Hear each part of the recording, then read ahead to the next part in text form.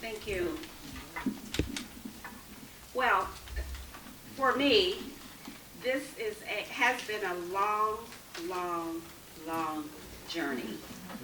And you know, as journeys, they take curves, they go off the road, they come back, they find their way and come back. And we finally have made it to a place where we wanted to be.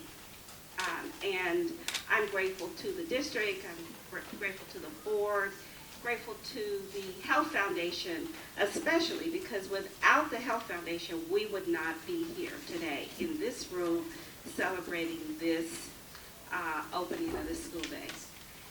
I was saying to Ed earlier, I've had the pleasure, the honor of working with all of the superintendents here tonight, and all of the superintendents in the school district, the Princeton School District, dating back to Dr. Robert E. Lucas, and all of the associate superintendents. And so it, again, is a special double, triple pleasure for me here today. And I also was told was reminded that where we're situated, where we're located in this building is where the nurse's office used to be. So think about that. It has come full circle. We're back, or the district has health services being offered in the space it began in the school district. So it's a wonderful opportunity, and I'm happy to be a part of it. While I have the podium, if you don't mind, I'd like to take this opportunity to recognize the employees of the Healthcare Connection and board members who are here present. Could you please just stand so that people can see?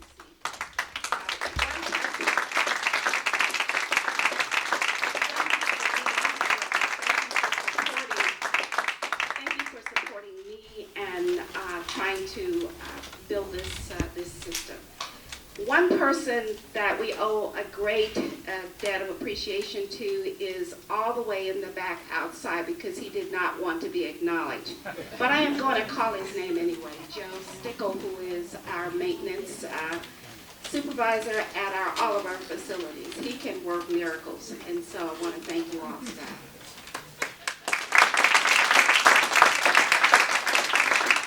I want to thank the Health Foundation once again. So, Francie, would you and Jim please stand up? Because again, without your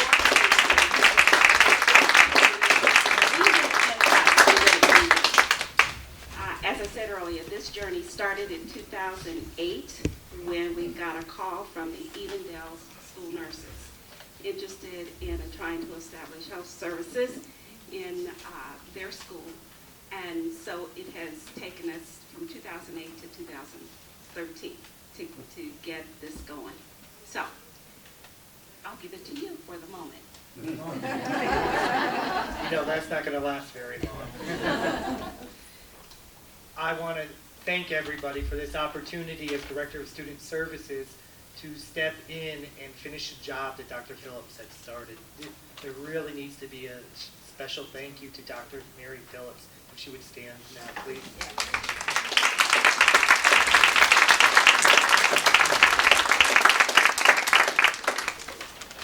I also would like to thank everybody that has been involved. We would like to thank everybody that has been involved in the development of the School-Based Health Center, and we're going to name a few of the people right now.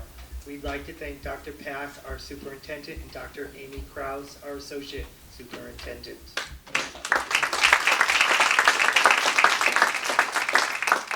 We would like to thank the high school administration staff, especially Steve Castater, William Sprankles, and Jackie Cruz, to help facilitate the School-Based Health Center and to support us. We'd also like to thank Todd Cattell and his custodial staff for making it happen, Gene Sparks and the food service department tonight for providing the food service for us, Rita Hart and Pat Baker, our school nurses, who support the School-Based Health Center and who will work in conjunction with the School-Based Health Center staff. The numerous School-Based Health Center committee members, which included many outside agencies and partners. We'd like to thank Sean McMullen for getting the videos together, doing the photography, and helping us with all the technology. And the Health Foundation, with which Dolores had already stated, for driving us forward with this. And I want to give a big and special thanks to Dolores Lindsay and Brenda Coleman, who's back there. They were instrumental in writing the grant, getting the grant, and leading us through the process to make this School-Based Health Center a reality. So thank you very much. We want to invite the president of the board, Mrs. Tawana Kills, if she would come forth and offer some words of encouragement.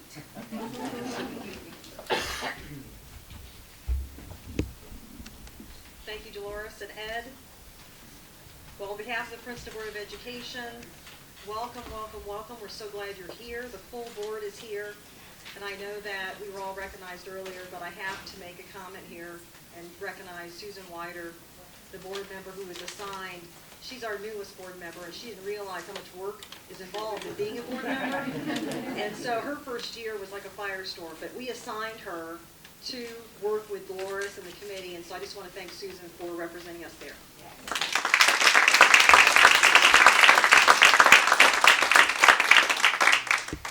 I also wanted to recognize the members of the Sharonville Kiwanis that are here, that I just want to recognize them, and Senator Eric Kearney, is he still here?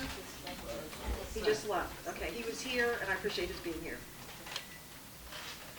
Princeton City Schools is an excellent school district of opportunities where families desire to live and choose to educate their children. Princeton City Schools is a leader in public education. We provide comprehensive academic programs, athletic opportunities for girls and boys, young girls and young men and young women, outstanding programs in the arts and music, and they're all designed to support and inspire our students. We are a proud district and a proud community with a long history of excellence in education, and the fact that our superintendents are here, Dr. Anoyer, Dr. Starr, Mr. Mackey, Mr. Darby, the fact they're even here tonight says we're all knitted together in the same fabric, and I appreciate your being here, and Pat for coming with Dick as well. We are a diverse district, and Dr. Phillips, sorry Dr. Phillips, we're a diverse district. We serve children who speak over 32 languages. Now, when I went through school, I don't remember having choices of 32 languages. And so the communication barrier is there, but our staff is managing to communicate and teach those kids. And today, we open the Viking School-Based Health Center, providing services to ensure students are healthy and focused in the classroom. For many students, these services will supplement their primary care from their primary provider, but for others, this is the only care they may have. So we'd like to congratulate Dolores and Ed and the administrative team and the Health Connection on this wonderful event tonight. And we appreciate all of your work. Thank you. Thank you, Tawana, and good evening, everyone. It was a week ago today that we celebrated a very distinguished American who had a dream. I think he had a holiday on Monday. And this is kind of like what this process has been. We had many conversations over several years in the Princeton School District, if you go back and look at the history, about how we could serve children in a little different way based upon their health care needs.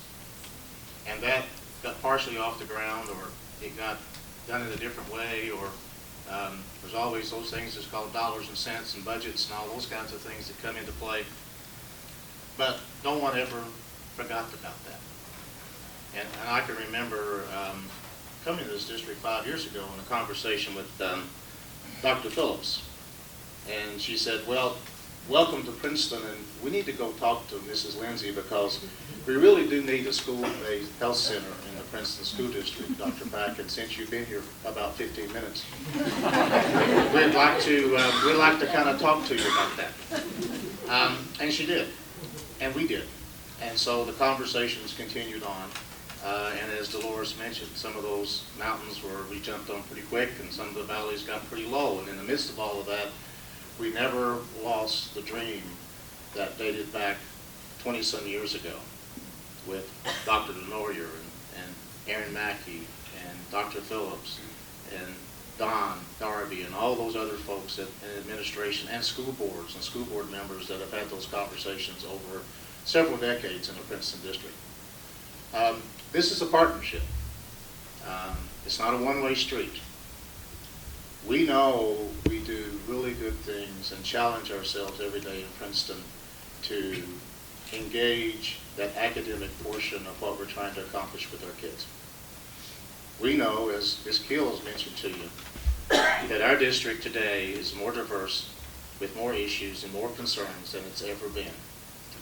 Now, those of you in the audience that have been Princetonites forever, and by the way, once you become a Viking, it's lifelong.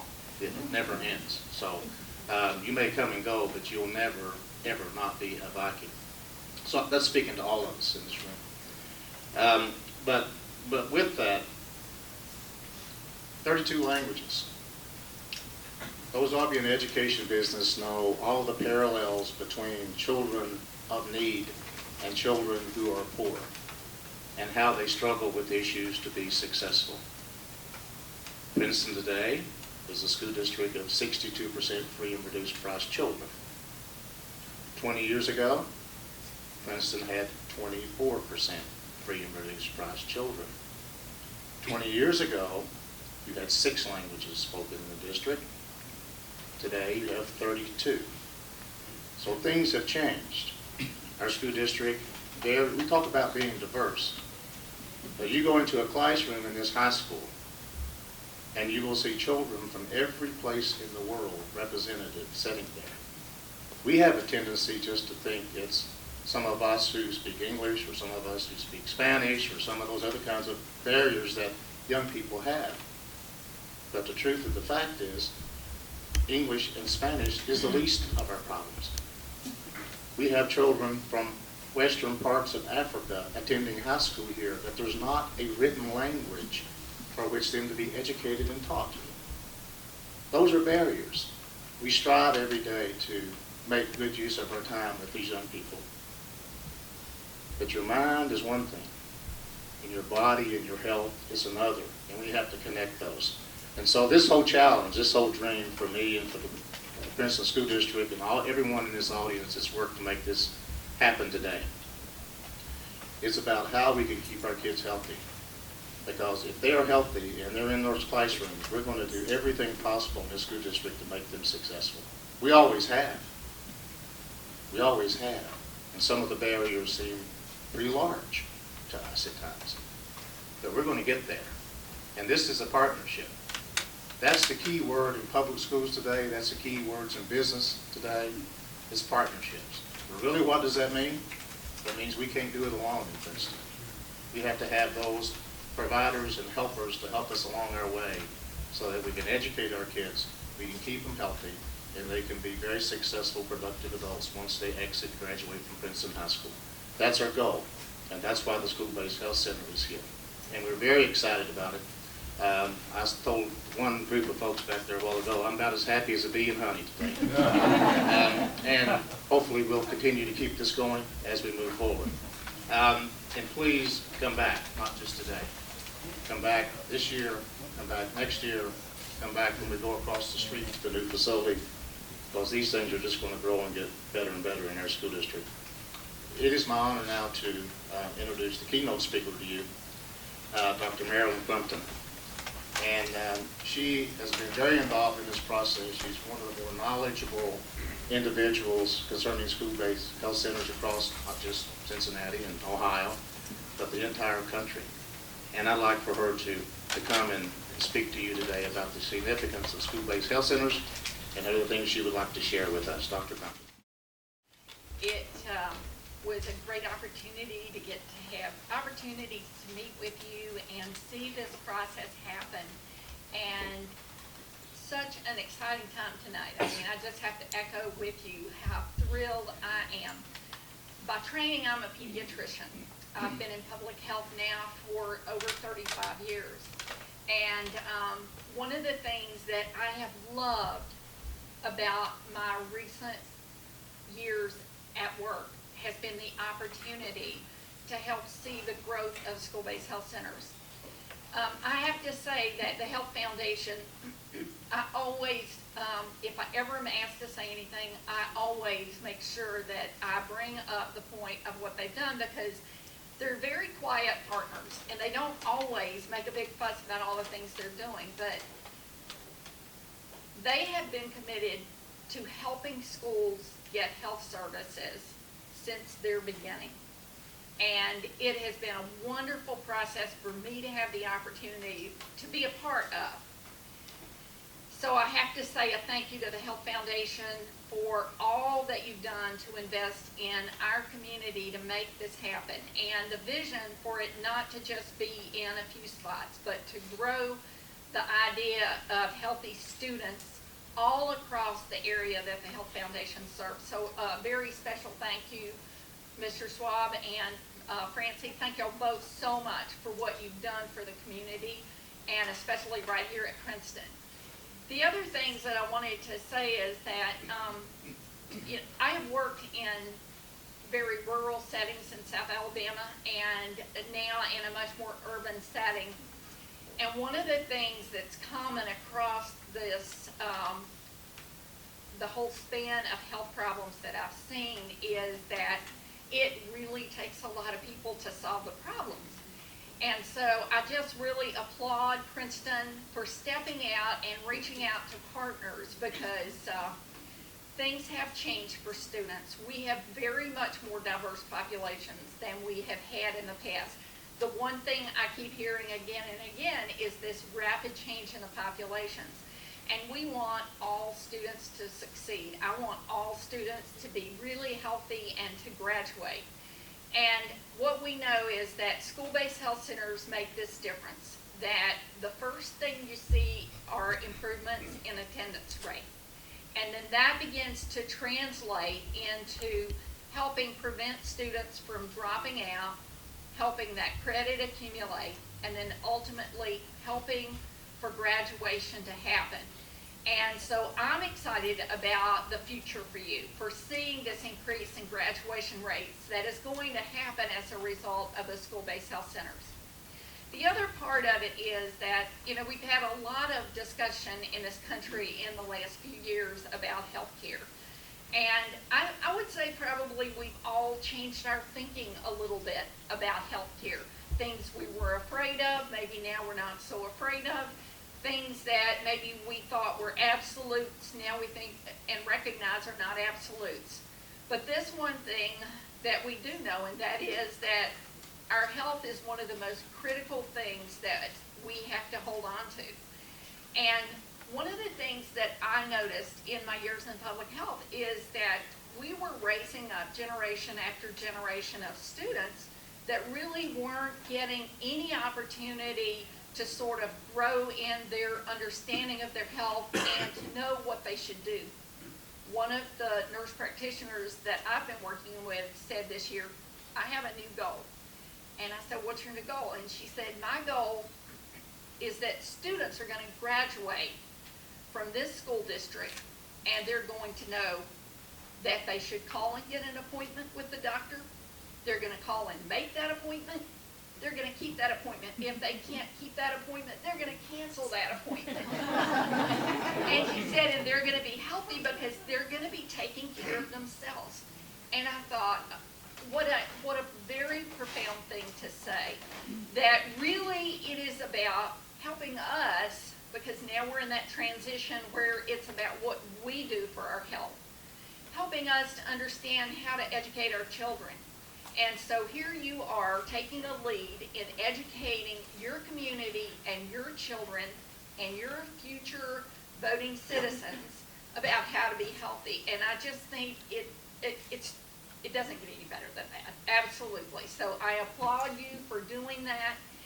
And, you know, the other thing that I wanted to say is that we learned a couple of years ago when we faced a crisis in Cincinnati that from crisis comes opportunity, because we lost a lot of funding, but we found a lot of friends in the community. We found people like you have found here who step up and speak on behalf of children, because without you, children have no voice.